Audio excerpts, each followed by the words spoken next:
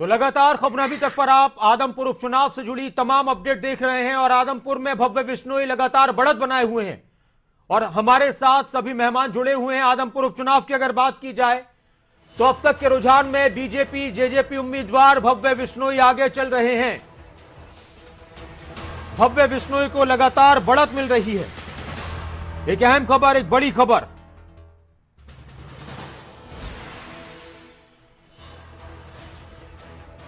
वंदना पोपली जी हमारे साथ जुड़ी हुई हैं बीजेपी से, केवल ढींगरा जी कांग्रेस से और सुमित हिंदुस्तानी जी आम आदमी पार्टी से जुड़े हुए। वंदना पोपली जी, कितनी उम्मीदें हैं? पूरी हैं या फिर अभी फंसा हुआ है कहीं पर मामला? क्योंकि कभी एक राउंड में कम मार्जिन, कभी एक राउंड में ज्यादा मार्जिन रहता है। नासिर, आप मार्जिन जो है बदल रहा है, मार्जिन की बात कर रहे हो। लेकिन लीड लगातार जो है लीड जो है लगातार बनती आ रही है और मुझे मालूम है ये लीड आगे तक भी बनती रहेगी। तकरीबन 10,232 की लीड इस समय है और आगे भी ये जो लीड है लगातार बढ़ती रहेगी। ये एक यहाँ पर मैं कोट करना चाहूंगी, आम आदमी पार्टी के यहाँ प्रवक्ता बैठे हैं वो भी जरूर सुने। उनके जो प्रत्याशी हैं उन्होंने एक स्टेटमेंट दी थी। उन्होंने क्या कहा था कि जेपी ऐसे व्यक्ति हैं जो रिकॉर्ड बनाने जा रहे हैं। जेपी पहले ऐसे व्यक्ति होंगे जो दादा से हारे, जो पिता से हारे और अब पोते से हारने जा रहे हैं। तो मुझे लगता है विपक्षी पार्टियों को पहले से मालूम था, जो इतना अच्छा कॉम्बिनेशन बना है कुलदीप जी। बिश्नोई परिवार का और साथ के साथ भारतीय जनता पार्टी का, तो उसको हराना जो है बहुत मुश्किल काम होगा, ये पहले से जानते थे। हाँ। इसलिए अभी कहीं ना कहीं बहाने भी ढूंढने वाली बात होगी और अभी इंतजार तो सभी को ही करना चाहिए। इंतजार तो हम कर ही रहे हैं, लेकिन ये सच्चाई है कि भव्य जीत होने वाली है। बहुत अच्छे से जो जीत है होने वाली, आदमपुर जीत रहा है। आदमपुर की जनता ने विकास को चुना है, उन्होंने एक अच्छा कॉम्बिनेशन चुना है। उन्होंने प्रधानमंत्री मोदी जी के काम पर, मुख्यमंत्री मनोहर लाल खट्टर जी के काम पर और साथ में हमारी जो पार्टी जुड़ी हुई है जननायक जनता पार्टी, उन सबके कामों पर मोहर लगाई है और जी। इसलिए एक भव्य जीत जो है वो सामने आने अच्छा, वाली है। एक और बात बताएं, ये बार बार ये सवाल चल ही रहा है और ये करना जरूरी हो जाता है वंदना पोपली जी, कि अच्छी बात है कोई भी सत्ता होती है तो उसका फायदा मिलता है, लेकिन किसी क्षेत्र का विकास होने के लिए लोगों को सत्ताधारी पार्टी का विधायकी बनाना पड़े, ये जरूरी है क्या? मुझे लगता है नासिर, आप बहुत इंटेलेक्चुअल पत्रकार हैं और इस बात को भी बहुत अच्छे से समझेंगे कि सरकार बनाने के लिए जो जितने भी विधायक होते हैं, वो जो सरकार के अंदर जुड़े होते हैं, उनका काम लोगों की, जनता की सेवा करने के लिए होता है। यहाँ पर अगर आप बात करें कि विपक्षी का अगर विधायक है, तो ये पहली बार ऐसा भारतीय जनता पार्टी की सरकार में हुआ कि मनोहर लाल जी ने सभी को 5-5 करोड़ रुपए दिए कि आप अपने क्षेत्र में विकास करा सकते हैं। विकास कार्यों के 5 करोड़ के काम वो दे सकते हैं, इससे पहले नहीं होता था। लेकिन जो आपका प्रश्न है कि क्या सिर्फ सत्ता का विधायक है वो ही काम करा सकता है, ये भारतीय जनता पार्टी की विचारधारा है कि हमारे जो विधायक है उनका काम ये नहीं कि वो मुख्यमंत्री जी के चक्कर लगाएं या प्रदेश अध्यक्ष के चक्कर लगाएं। उनका काम है कि सिर्फ जो जनता है उनके काम कराए। जबकि कांग्रेस पार्टी की अगर मैं बात करूं तो कांग्रेस पार्टी में हुड्डा जी की पार्टी के कोठी में चक्कर लगाए वही बहुत है। मुझे नहीं लगता कि आज तक कोई उनका विधायक मुख्यमंत्री जी के पास जल्दी से गया हो। कुलदीप बिश्नोई गए तो उनपे भी प्रश्न चिन्ह लगा दिया, हालांकि वो आदमपुर की जनता के लिए गए, उनके काम के लिए गए। ठीक है। कैप्टन अजय यादव है, वो भी वंदना जी, मुख्यमंत्री जी मैं के आता पास हूं आपके जाते हैं पास। उनके लिए। तो ठीक है। ये एक प्रश्न जो है मुझे लगता है वाजिब नहीं ठीक। है। अच्छा, काम सभी को लेकिन एक कराना बात चाहिए, अरविंद भारद्वाज जी। जी। लेकिन सत्ता में जो है साथ में जो है विचारधारा पे फर्क, उस विचारधारा का फर्क रहता है। ठीक, अरविंद भारद्वाज जी, कुलदीप बिश्नोई बार बार ये कहते रहे हैं कि आदमपुर के साथ भेदभाव हुआ है, 27 साल का 26 साल का वनवास। अब इसमें हुड्डा शासनकाल भी है और इसमें बीजेपी जेजेपी की सरकार भी, और इसमें बीजेपी की पिछली सरकार भी है, तो सभी ने भेदभाव किया आदमपुर के साथ।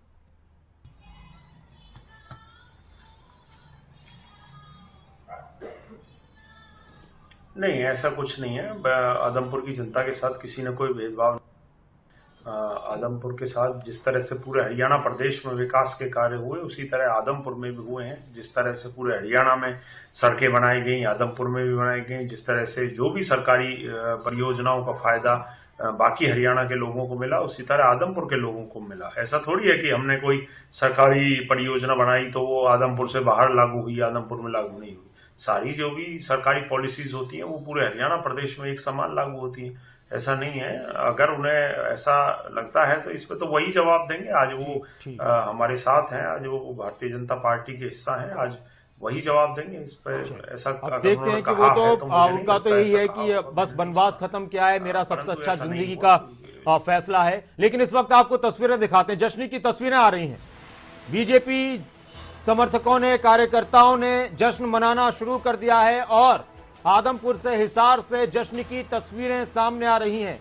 भव्य बिश्नोई को लगातार बढ़त मिलते हुए देखकर कहना है कि जीत चुके हैं, बस औपचारिक फैसला होना बाकी है। आतिशबाजी हो रही है, नाच रहे हैं, गा रहे हैं। और हमारे संवाददाता बता भी रहे थे, बस मैं इस पर केवल ढींगरा जी आपकी प्रतिक्रिया। बीजेपी के कार्यकर्ता तो जश्न मनाना शुरू कर चुके हैं। देखिए आवाज भी आ रही होगी आपको आतिशबाजी की।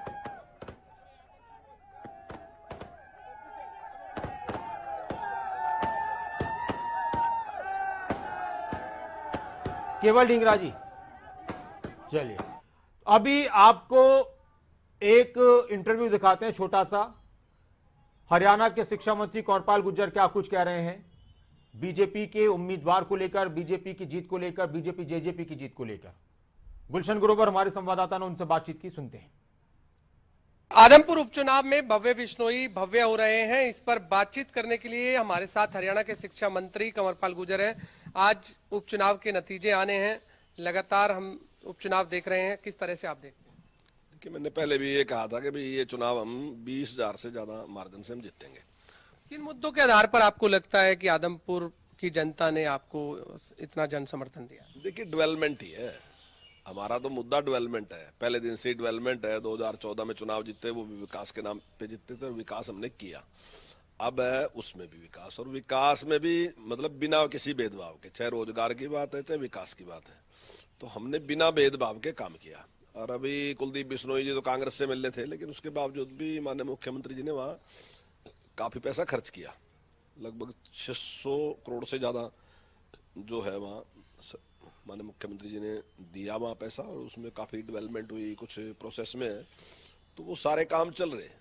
तो लोगों में इस बात का एक अच्छा मैसेज है कि एक ऐसी सरकार है जो भले ही वहां से चाहे उनका कैंडिडेट भी जीता, लेकिन उसके बावजूद भी उसने भेदभाव नहीं किया, उसने डेवलपमेंट की। और अब दूसरी बात यह है कि बहुत से काम ऐसे रुके हुए हैं, जब मैं गया भी वहाँ काफी काम है करने के लिए, तो लोगों को भी लगता है कि सरकार है, और सरकार के साथ निश्चित तौर से अगर विधायक होगा तो विधायक सत्ता पार्टी का विधायक हो तो ज्यादा काम करा ही सकता है, इसमें तो कोई दो राय है ही नहीं। तो इसको लेकर के जो सबका साथ सबका विकास है, क्योंकि आपने कहा कि सत्ता के साथ जो विधायक होता है वो ज्यादा विकास करा सकता है, लेकिन बीजेपी का एक नारा भी है सबका साथ सबका विकास। तो यानी कि जो विपक्ष में जो और लोग और विधायक हैं, तो फिर वो उनका काम नहीं, देखिए अब क्या होता है कि सबका साथ सबका विकास है, इसमें कोई दो राय नहीं। माननीय मुख्यमंत्री जी सामान्यतः जो घोषणाएं करते हैं, जैसे मान ली पूरे सभी हलकों में घोषणाएं की, मान ली पिछली बार घोषणाएं की कि भाई आए तो 500 करोड़ रुपए दिए, 500 करोड़ दिए, 500, तो लगभग किसी हल्के में 400 भी है, किसी में 500 भी है, किसी में 600 भी है, लगभग सभी हल्कों में। कई बार तो ऐसा भी हुआ है कि जो विपक्ष के हल्के थे उनमें ज्यादा थे पैसे, हमारे रूलिंग के मिलने के भी कम थे पैसे, लेकिन क्योंकि रूलिंग का मिलने बार बार मिलता रहता है। अब मान लीजिए मेरे पास आएगा तो एक काम करा ही ले जाएगा है जी। अब अगर विपक्ष का आदमी इस बात की ऐंठ में है कि मैं तो नहीं जता भाई, मैं तो, अब आजकल कुछ ऐसा भी है हरियाणा में कि अगर विपक्ष के लोग जतते हैं तो दूसरे सोचते हैं कि कहीं ऐसा तो नहीं कर रहे, कुछ गड़बड़ी होने वाली है, तो इस प्रकार का भी करते हैं कि क्यों जतते हैं। हालांकि मेरे पास तो आते हैं विधायक, ऐसी बात नहीं विपक्ष के, लेकिन हम किसी के साथ भेदभाव नहीं करते। अगर कोई काम भी होता है तो हम उसके भी काम करते हैं। मंत्री जी, 1968 से अगर अभी तक आदमपुर चुनाव की बात करें तो लगातार भजन लाल परिवार जीतता आया है। 9 बार स्वर्गीय भजन लाल जीते, 1 बार जसमा देवी जीती, 4 बार कुलदीप बिश्नोई जीते। तो लगता है कि इस बार बीजेपी का कमल पहली बार खिलेगा वहां पर? हाँ, निश्चित तौर से पहली बार बीजेपी का कमल खिलेगा, तो बहुत खुशी है इस बात की। और लेकिन इतने बार चुनाव जीतना अपने आप में एक रिकॉर्ड है। देखो भाई, इसका तो कोई फार्मूले का मैं पता नहीं क्या फार्मूला है ये, कि लगातार 1968 से और अब तक चुनाव जीत रहे, तो निश्चित तौर कोई बहुत ही बड़ी बात है। देखिए, लोगों में इतनी बड़ी पैठ है कि किसी व्यक्ति ने इतना त्याग और तप किया और लोगों के साथ इतने अच्छे संबंध बनाए कि लोग 1968 से लेकर आप देखिए, जो बच्चा 1968 में पैदा आया था वो भी अब तो उम्र दराज हो गया वो भी। अच्छा, एक और है कि भजन लाल का एक अपना इतिहास रहा है, और अब भजन लाल का जो इतिहास है वो अब बीजेपी के साथ जुड़ गया है। तो कितनी मजबूती आने वाले समय में मिलेगी? निश्चित तौर से देखिए, चुनाव जीतने से तो मजबूती मिलती है और कुलदीप बिश्नोई जी बड़े लीडर भी हैं, उनका प्रभाव भी है, तो निश्चित तौर से बड़ा लाभ होगा इससे। आपने सुना हरियाणा के शिक्षा मंत्री कंवरपाल गुर्जर, जिनका आदमपुर उपचुनाव को लेकर कहना है कि बीजेपी पहले से ही ये कहती आ रही है कि लगभग 20,000 वोटों से बीजेपी की जीत होगी, तो इस बार जो है आदमपुर में कमल खिलेगा। कैमरामैन जयदेव के साथ गुलशन ग्रोवर, चंडीगढ़। हमारे साथ सभी मेहमान जुड़े हुए हैं। केवल ढींगरा जी, काफी फर्क आ गया है अब, और जश्न की तस्वीरें भी सामने आ चुकी हैं, आतिशबाजी हो रही है, मिठाइयां बांटी जा रही हैं, नाच गा रहे हैं बीजेपी के उम्मीदवार। केवल ढींगरा जी, आपको नहीं लगता कि अगर एक साथ सभी ताकत लगा देते कांग्रेस के नेता, सारे के सारे नेता नजर आते जो भी स्टार प्रचारकों की लिस्ट में थे, तो शायद कांग्रेस के लिए बेहतर होता? नहीं, ठीक है, कांग्रेस बड़ी तेजी से लड़ी। नहीं, और सिर्फ बड़े 3-4 लोगों पर, 3-4 लोग जो बार बार, ये मुख्यमंत्री ने भी बार बार जिक्र किया, बाप बेटे, और अभी अरविंद भारद्वाज जी भी ये बात कह रहे थे, तो ये काफी कांग्रेस को, आपको लगता है कि इससे भी फर्क पड़ा है? कुलदीप बिश्नोई भी बाप बेटे हैं, दादा लड़का और उसके बाद पोता, ये भी तो बाप बेटे ही थे। हाँ। लेकिन मैं आपको एक चीज कहना चाह रहा हूं, ये एक टाइम होता है। आप देखिए, प्रदेश के अंदर इस समय 3,24,000 करोड़ लोन हो चुका, 60,000 करोड़ से लोन बढ़ा था 2014 के बाद। मेरा सवाल का जवाब कि कांग्रेस के सारे नेता नजर आ जाते, जैसे बीजेपी ने एक रैली की, बीजेपी और जेजेपी की सारे मंत्री, कई सारे मंत्री, बड़े बड़े नेता नजर आए थे। इसी तरह से अगर कांग्रेस की भी एक बड़ी रैली होती, उसमें सभी लोग नजर आते, रणदीप सुरजेवाला, कुमारी सैलजा, किरण चौधरी, भूपेंद्र सिंह हुड्डा, दीपेंद्र हुड्डा, उदय भान और भी नेता जो आपके बड़े नेता है, तो फिर फर्क पड़ता आप लोगों के लिए, बेहतर होता? नहीं, देखिए, सभी लोगों ने जो वहां पे काउंट करते थे, उन सभी लोगों ने पूरा काम किया और पूरी कार्रवाई भी की, और सभी लोगों ने पूरे टाइम पे अपने सभी कहां थे? केवल ढींगरा जी, सभी कहां थे? नहीं, कुछ लोग नहीं होंगे, कुछ लोगों की अलग अलग ड्यूटियां भी है। कांग्रेस पार्टी बड़ी पार्टी है, किसी की भारत जोड़ो में भी ड्यूटी है, किसी की अलग जगह पे भी ड्यूटी हो सकती है, किसी की पंचायतों में भी हो सकती है, तो ड्यूटीज अलग अलग थी। तो मतलब आप ऐसी ड्यूटी लगा देते हैं, ऐसी ड्यूटी स्टार प्रचारकों की लिस्ट में नाम लिख दिए सबके? नहीं, स्टार प्रचारक सभी हो सकते हैं, लेकिन किसी का कहाँ ड्यूटी भी लग सकती है ना। अभी जैसे ऑब्जर्वर की ड्यूटी कई जगह हिमाचल में लगी है, कई जगह दूसरी जगह पे लगी है, तो ये सभी को काम बांटा जाता है। लेकिन स्टार प्रचारक थे, जिसको टाइम मिलना था उसको वहां आना था, और सभी लोगों ने, हाँ, प्रचार करने के लिए ये जरूर कहा जाता है कि कोई ये आदमी आता तो ये होता।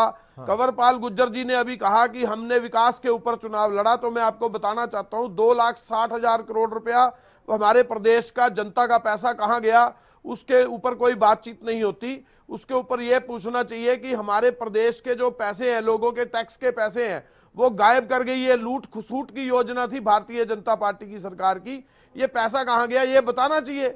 अभी तो हमें तो पता ही नहीं चल रहा कि ये जो पैसा लुट रहा है हमारे प्रदेश का, ये जा कहां रहा है। ढींगरा जी, अभी तक की जो अपडेट आ रही है वो ये आ रही है कि करीब 19,000 वोटों से आगे चल रहे हैं भव्य बिश्नोई, 18-19,000 वोटों से आगे चल रहे हैं। कोई बात नहीं, ये तो देखिए, चुनाव जो होता है, मतलब अभी आप अभी कांग्रेस की हार को अभी आप स्वीकार करते हैं या अभी इंतजार करना है? नहीं, बिल्कुल आखिरी छोर तक, आखिरी क्षण तक हम पूरा जो है इस पे देखेंगे, और कांटे की टक्कर भी रह सकती है, और ये भी पता लगेगा बाद में कि कितना मार्जिन रहा, इनका मार्जिन रहा या हमारा मार्जिन रहा। मैंने तो पहले शुरुआत में भी ये बात कही थी कि कांटे की टक्कर होगी, और जो हमने अपना काम किया, क्योंकि ये अपने आप को भजनलाल का गढ़ बताते थे, हमने इनकी गर्दन से सरिया निकालने का काम किया, और इन्होंने भीख की तरह वोट मांगी लोगों से जाके कि हम लोगों ने, भजनलाल जी ने इतने काम किए हैं, अब हमें वोट दे दीजिए। अभी तक चौथे नंबर पर हैं, उम्मीद है कि आखिरी राउंड तक तीसरे नंबर पर आ जाएंगे आप?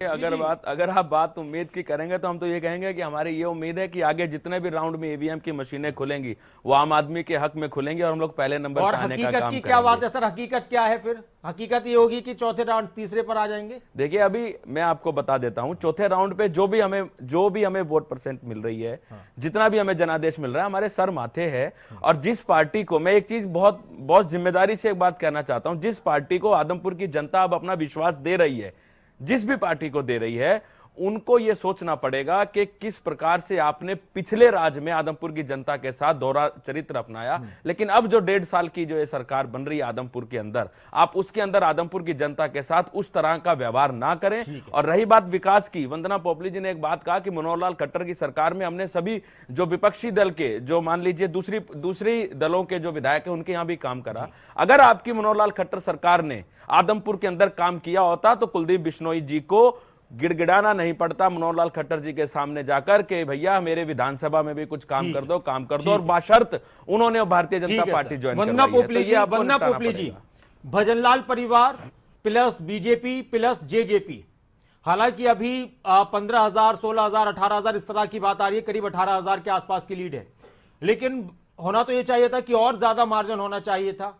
कहीं ना कहीं सोचने का विषय है कि अगर 10,000 के आसपास भी अगर हार जीत का फैसला होता है किसी का भी, और आपका अगर आप लोग जीतने 10,000 के और 15,000 के वोट, तो फिर उसको अच्छी जीत नहीं मानी जाएगी। देखिए, पहले दिन से हमारे जो लीडर्स हैं, हम सब ने जो आइडिया लगाया था वो 20,000 का ही लगाया था। और मुझे लगता है हम इससे बियॉन्ड जाएंगे, उससे ज्यादा मार्जिन जो है वो रहेगा।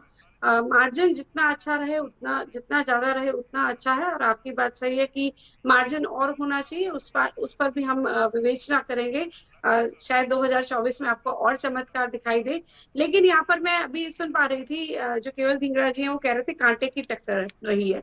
बिल्कुल कांटे की टक्कर रही है कि किसका कांटा निकालना है। तो ये हम हर बार इलेक्शंस में कांटा निकालने का काम करते हैं। इनके पास जवाब भी नहीं था कि इनके जो लीडर्स हैं, जिनका स्टार प्रचारक भी ड्यूटी होती है, भाई साहब, स्टार प्रचारक की ड्यूटी, आप कह रहे हैं ना यहाँ ड्यूटी लगा दी वहां ड्यूटी लगा दी, तो स्टार प्रचारक भी ड्यूटी होती है कि उनको वहां पर जाकर प्रचार करना है।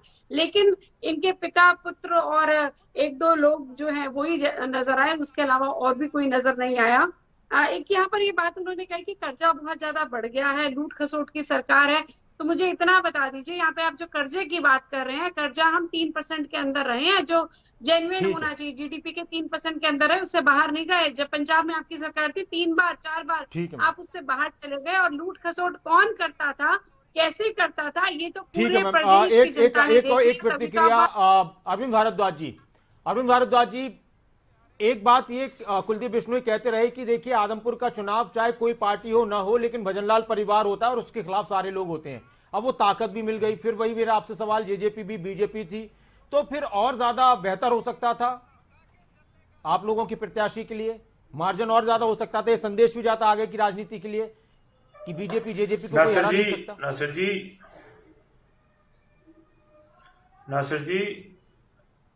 नासिर जी, जीत होती है, चाहे 1 वोट से हो चाहे 10,000 से हो। अच्छा। बात वो नहीं है। हाँ, ये जरूर है कि कितना मार्जिन रहता है, इसके मायने निकल कर आते हैं, और वो रिजल्ट जब क्लियर हो जाएगा तभी समझ में आएगा। अभी तो बहुत सारे राउंड बाकी है, मेरे ख्याल से 6ठा राउंड चल रहा है, अभी तो बहुत सारे राउंड बाकी है। अभी पिक्चर सारी जब ही क्लियर होगी, जब 13 के 13 राउंडों की गिनती कंप्लीट हो जाएगी।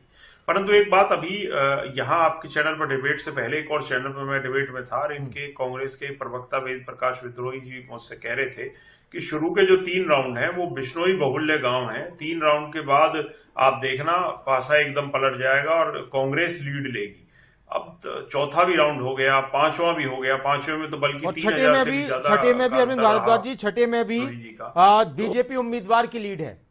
ठीक है, अभी छठे राउंड की बात की जाए तो छठे राउंड में भी भव्य बिश्नोई आगे, 7,017 वोट भव्य बिश्नोई को मिले हैं छठे राउंड में।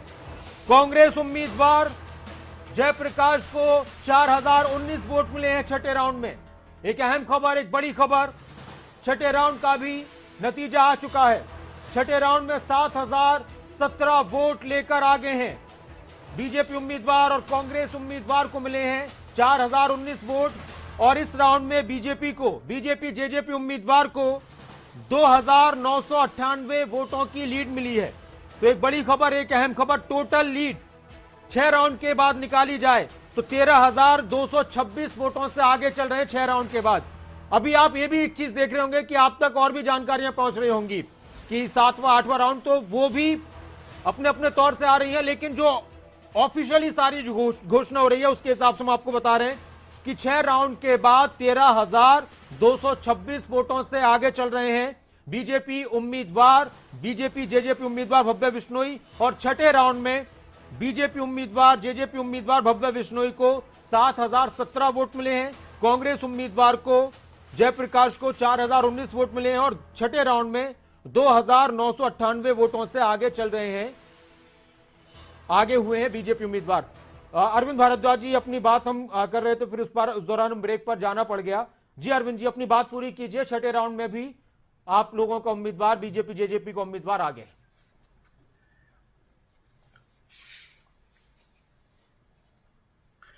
जी, मैं बता रहा था कि इनके एक प्रवक्ता अभी थोड़ी देर पहले कहीं कह रहे थे कि 3 राउंड के बाद जो राउंड आएंगे उनमें पासा पलट जाएगा और कांग्रेस के जो उम्मीदवार हैं वो लीड लेंगे। और जबकि स्थिति अब 6 राउंड क्लियर हो गए हैं, उसमें भी क्लियर है कि 13,000 की लीड तो बहुत है। अगर 6 राउंड की बात करें, 13,000 की लीड अपने आप में मायने रखती है। विधानसभा चुनाव में 13,000 की लीड होना बड़ी बात है और इसे चेज कर पाना या इसे मतलब बराबरी कर पाना आसान नहीं माना जाता किसी भी दूसरे नंबर के प्रत्याशी के लिए। तो और अब हमारे केवल धिंगड़ा जी ये कह रहे हैं कि 7वें 8वें राउंड में देख लेना क्या होगा। तो देखिए, ये राउंड्स को आगे धकेल रहे हैं, इससे ज्यादा कुछ नहीं है। स्थिति ये है कि कांग्रेस के सभी नेताओं ने और कांग्रेस पार्टी ने स्वीकार किया है कि अब इस चुनाव को वो नहीं जीत सकते और वो जीतने की स्थिति में इस चुनाव में नहीं है। और ये बात इन्हें पहले से पता थी।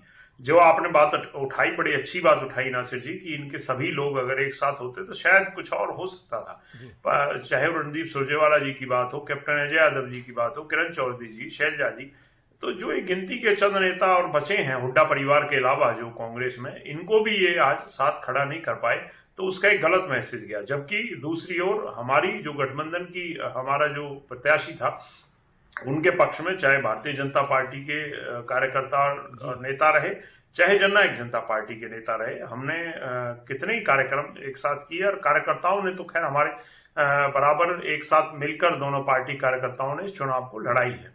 तो ये एक मैसेज, एक स्ट्रॉन्ग मैसेज हमारी गठबंधन की तरफ से गया कि पूरी गठबंधन की दोनों पार्टियां और खुद, क्योंकि कुलदीप बिश्नोई जी की एक पैतृक सीट है, उनका भी अपना वोट बैंक है, तो उन सभी का जो मेल है, जो गठजोड़ है, उसी की बदौलत है कि एक अच्छी लीड लेकर वो जीत रहे हैं। और इसी तरह जो कांग्रेस की जो स्थिति है वो भी इनकी आपसी जो फूट है उसकी बदौलत है। और ये एक भविष्य भी है। आदमपुर क्योंकि एक ऐसे समय पे चुनाव हुआ है कि लगभग 3 साल सरकार को बीत चुके हैं और पीछे जो भी कुछ हुआ, पहले कोरोना आया, फिर किसान आंदोलन चला, वो सब स्थितियां हुई, उसके बावजूद सरकार ने काम किया। और आज आदमपुर में जो एक अच्छी जीत हम लेने जा रहे हैं, उससे आगे की जो परिस्थितियां हैं, आगे का जो चुनाव है 2024 का, वो लगभग क्लियर होता नजर आता है, क्योंकि इसे सेमीफाइनल माना जा रहा था। सभी पार्टी के नेताओं ने इस चुनाव को विधानसभा का सेमीफाइनल कहा था, चाहे किसी भी पार्टी के हों। तो ये एक बहुत बड़ा फायदा होगा, एक बहुत अच्छी एक शुरुआत हमारे लिए, सरकार के लिए है। और इससे मनोबल बढ़ेगा हमारे लोगों का, हमारे कार्यकर्ताओं का, और पूरी ताकत के साथ हम जनता की सेवा करेंगे, जनता के लिए काम करेंगे अगले 2 सालों में, ताकि 2024 में फिर हम जनता का विश्वास जीत सकें। एक और मैं बता दूं कि छठे राउंड में मैं एक बार आपको बता देता हूं, वोट 4019 वोट कांग्रेस उम्मीदवार को मिले हैं। छठे राउंड में कांग्रेस उम्मीदवार जयप्रकाश को 7017 वोट, बीजेपी उम्मीदवार भव्य बिश्नोई को, बीजेपी जेजेपी उम्मीदवार भव्य बिश्नोई को, इनेलो उम्मीदवार कुलडाराम को मिले 224 वोट छठे राउंड के बाद, और आम आदमी पार्टी के उम्मीदवार सत्येंद्र सिंह को मिले 184 वोट। सुमित जी, अरविंद केजरीवाल भी नहीं आए। जो चुनाव में माहौल गर्म होता, एक बार भगवंत मान आके रोड शो करके चले गए, फिर उसके बाद कोई बड़ा नेता नजर नहीं आया। अगर आपको भी लगता है कि अगर आ जाते 1-2 बार और नेता आपकी पार्टी के आ जाते, तो कम से कम जमानत का जो एक राजनीति में होता है हिसाब किताब, चुनाव के दौरान बड़ा मायने रखता है, उसके हिसाब से तो वोट आ जाते।